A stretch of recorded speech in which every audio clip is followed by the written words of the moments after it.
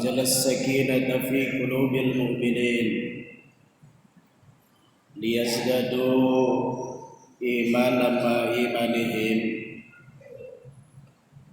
أشهد أن لا إله إلا الله وحده وأشهد أن محمدا عبده ورسوله الذي لا نبي بعده. اللهم صل على محمد النبي الكريم وعلى آله الطيبين وأصحابه الهادين ومن تبعه بإحسان إلى يوم الدين. أما بعد، فقال الله تعالى في القرآن الكريم: يا أيها الذين آمنوا اتقوا الله حق تقاته ولا تموتن إلا وأنتم مسلمون. وقال تعالى: يا أيها الذين آمنوا اتقوا الله وقولوا قولا سديدا يصلح لكم أعمالكم ويغفر لكم ذنوبكم ومن يطع الله ورسوله فقد فاز فوزا عظيما. Alhamdulillah, segala puji bagi Allah Subhanahu wa taala, dan semoga salawat serta salam senantiasa tercurah kepada Nabi Muhammad sallallahu alaihi wasallam, kepada keluarganya, para sahabatnya dan umatnya sampai hari kemudian. Ikhwati rahimakumullah, pada kesempatan yang singkat ini saya mengajak kepada kita semua untuk melakukan sebuah evaluasi atau memuhasabah terkait dengan proses perjalanan kehidupan yang kita lalui bersama. Mudah-mudahan sejenak kita melakukan sebuah introspeksi, sejenak kita melakukan muhasabah dari perjalanan hidup kita. Ada hal-hal yang kita garis bawahi sehingga pada saat kita menempuh perjalanan hidup ini kita bisa berjalan dengan pasti menelusuri jalan kehidupan yang telah dibentangkan oleh Allah Subhanahu wa taala dan Rasul-Nya. Ikhwati rahimakumullah, setiap di antara kita, saya yakin, dalam perjalanan kehidupan ini kita sempat mendapatkan kebahagiaan, atau juga mungkin kita dalam kesempatan yang lain kita merasakan sebuah penderitaan. Kenikmatan-kenikmatan yang diberikan oleh Allah yang menjadi nilai-nilai kebahagiaan bagi kita, baik berkaitan dengan kondisi kesehatan diri kita, kemudian mungkin terkait dengan usaha kita yang semakin hari semakin maju, atau juga terkait dengan cita-cita yang kita cita-citakan tergapai, sehingga semua itu kita rasakan merupakan sebuah kebahagiaan. Di sisi lain, bahwa mungkin sesekali kita dihadapkan terhadap sesuatu yang tidak diinginkan, sebuah kenestapaan, sebuah derita kita rasakan bersama, baik berkaitan dengan kondisi kesehatan kita terganggu, mungkin juga usaha yang kita kelola mendapatkan sebuah kerugian, atau juga mungkin cita-cita yang kita cita-citakan belum kunjung menjadi suatu kenyataan. Ketika kita memandang persoalan ini, pada umumnya manusia memahami bahwa ketika menderita berkaitan dengan penyakit yang dirasakan, kerugian dan lain sebagainya, itu adalah sebuah ujian. Sedangkan berkaitan dengan hal-hal yang manis, berkaitan dengan kesehatan, berkaitan dengan kesuksesan dan lain sebagainya, maka manusia pada umumnya bukan memandang itu sebagai sebuah ujian.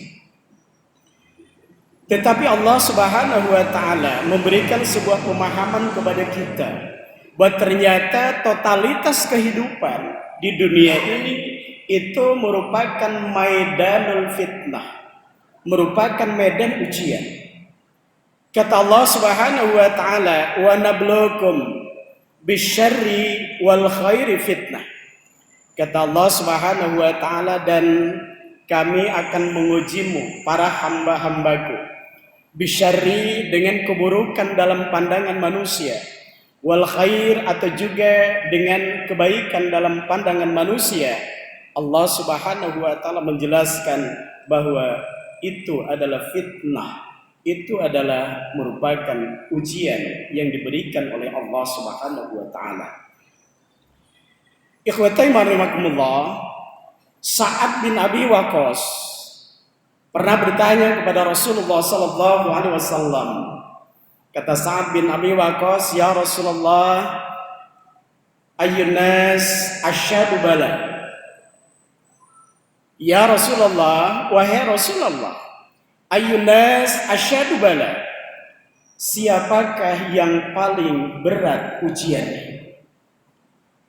Dalam hal ini yang ditanyakan oleh Sa'ad bin Abi Waqqas kepada Rasulullah sallallahu alaihi wasallam bukan siapakah yang tidak akan mendapatkan ujian. Karena tentu saja Sa'ad bin Abi Waqqas memahami setelah komunikasi dengan Rasulullah sallallahu alaihi wasallam, mendapatkan banyak informasi terkait dengan wahyu dan juga apa yang dinyatakan oleh Rasulullah sallallahu alaihi wasallam menyangkut ajaran Islam, bahwa tidak ada segelintir manusia pun yang tidak akan diuji. Maka pertanyaan dari Sa'ad bin Abi Waqqas, ayyun nas asyadu bala? Siapakah yang paling berat ujiannya? Faqala Rasulullah sallallahu alaihi wasallam. Kemudian Rasulullah sallallahu alaihi wasallam menjawab bahwa orang yang paling berat ujiannya, mereka adalah al-anbiya, mereka adalah para nabi. Jadi Rasulullah sallallahu alaihi wasallam memberikan sebuah jawaban kepada Sa'ad bin Abi Waqqas bahwa orang yang paling berat ujiannya adalah para nabi. Lalu kata Rasulullah sallallahu alaihi wasallam, "Tsummal amthal fal amthal." Kemudian setelah itu orang akan diuji yang semisal dengan para nabi. Artinya apa? Ada orang-orang tertentu yang mereka bukan para nabi, mereka bukan para rasul, tetapi tingkat keimanannya boleh jadi mendekati para nabi dan para rasul. Maka mereka akan diuji sesuai dengan tingkat agamanya.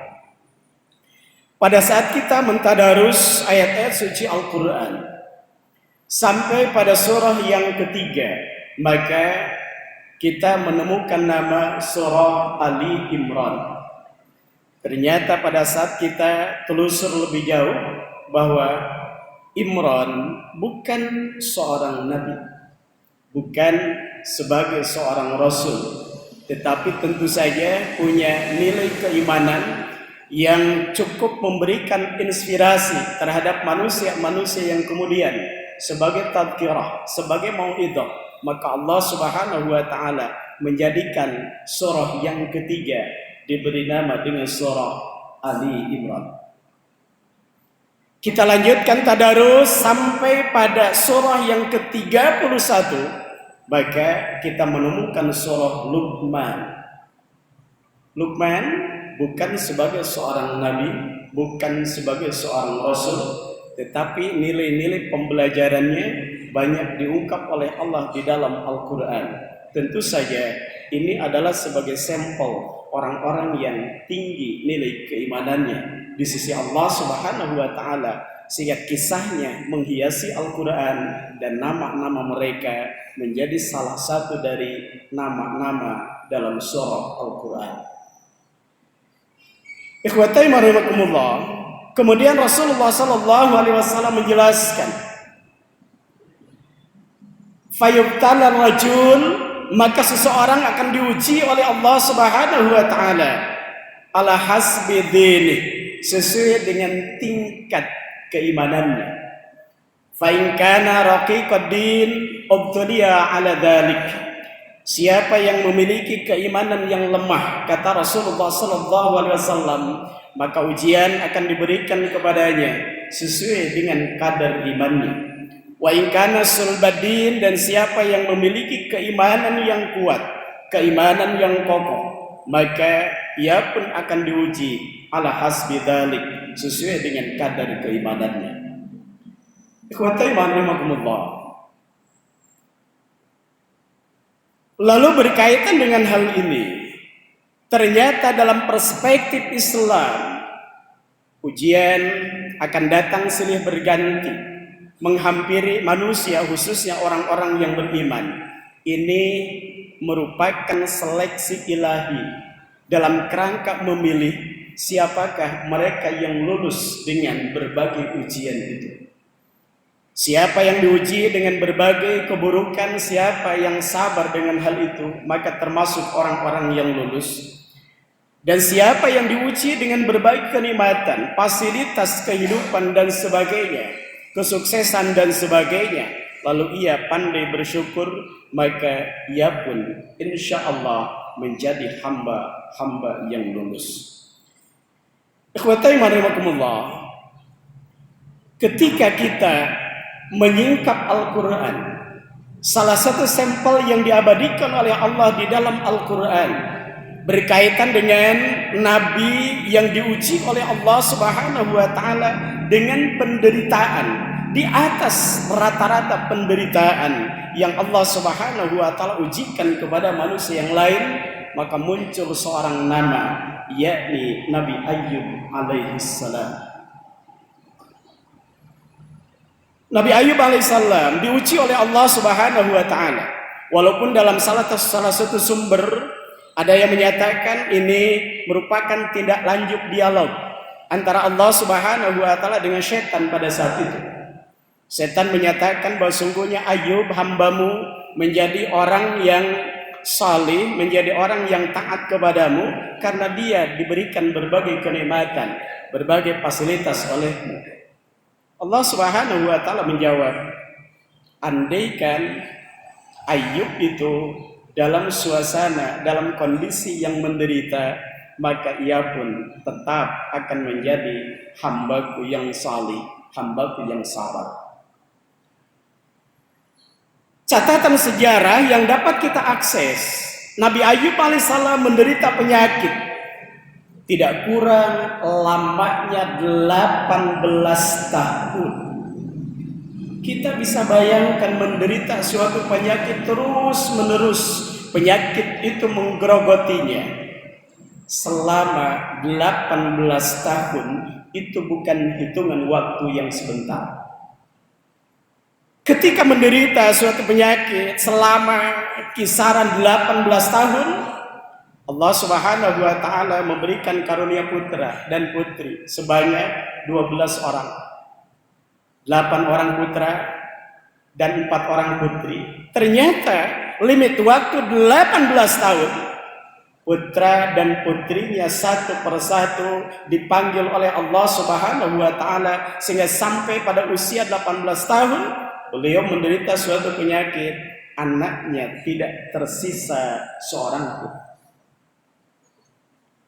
Harta kekayaannya sedikit demi sedikit habis, sampai pada satu kondisi beliau menderita suatu keadaan kemiskinan di atas segala kemiskinan.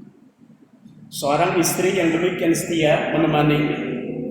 Dalam salah satu sumber dinyatakan sampai pada suatu ketika istrinya dalam kerangka untuk melayani, dalam kerangka untuk merawat suaminya tercinta Nabi Ayyub alaihissalam, tidak ada makanan yang akan diberikan kepada suaminya. Sampai dalam salah satu sumber diceritakan lalu pergi lalu memotong rambutnya, dan rambutnya itu ditukar dengan makanan.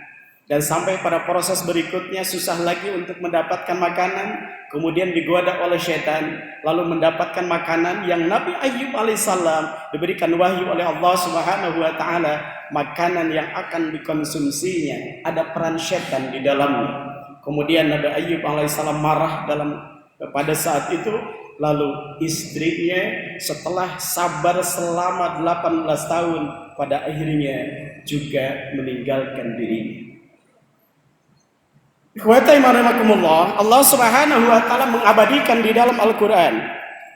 Kata Allah Subhanahu wa taala, wa ayyuba, dan ingatlah akan Nabi Ayyub alaihissalam, idnada rabbahu, ketika dia memanggil kepada Tuhannya, anni massani yadur, bahwa sungguhnya penyakit telah mengenaiku.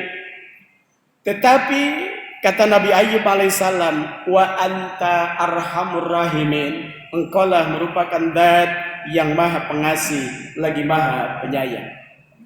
Lalu kata Allah Subhanahu wa taala, fastajabna lahu, maka kami mengabulkan doa Nabi Ayyub alaihissalam dalam proses perjalanan yang sangat panjang. 18 tahun kemudian baru Allah Subhanahu wa taala menyembuhkan Nabi Ayyub alaihissalam.